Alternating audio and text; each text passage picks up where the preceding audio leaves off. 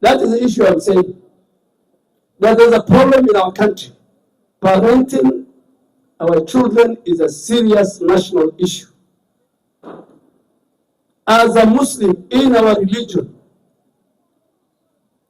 there is a provision in our religion that says citizens must listen and respect leaders.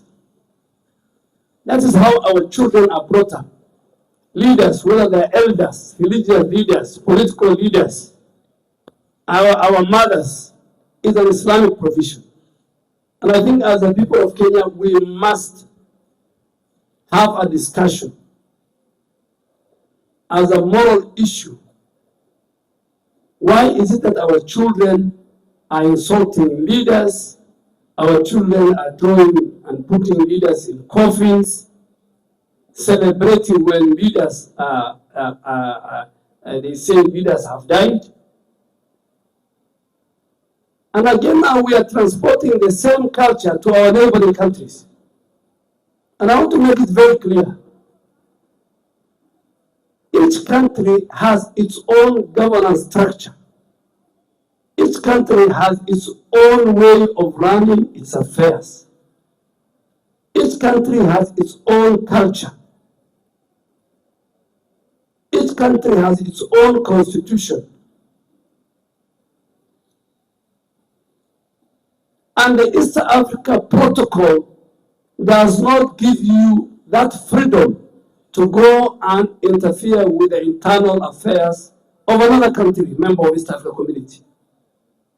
And it is very, very sad. People who hold very important constitutional offices in our country want to go and interfere with the internal affairs of our member state countries. The President of Kenya is the chairman of East Africa Community. We have a very cordial relationship with our neighbors. But let me make it very clear. The East Africa Community rules of engagement and protocol does not include activism and civil society people to go and interfere with the running of the internal affairs of any of our member country states. Mambo ya UHC, mimi na governors tumesikizana. The problem is some people want me to make popular decisions. No, I will make the right decision. I have spoken to the Senate, I have spoken to the National Assembly. In their wisdom, if they allocate the 4.2 billion that is required to make our healthcare workers, who I have a lot of respect for, the UHC staff, if that provision is made, by July, I will, working with the Council of Governors, we will transition them to permanent and pensionable.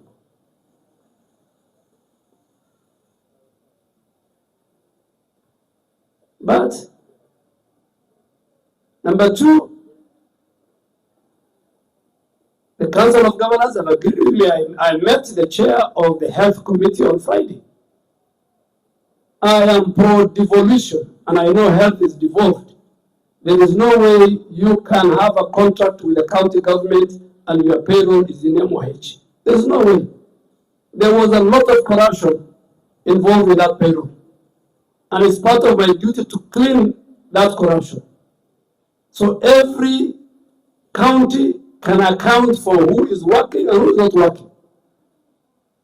So the payroll on 1st of July, me, I will transfer. That is what the Constitution, the 4th schedule, is telling me.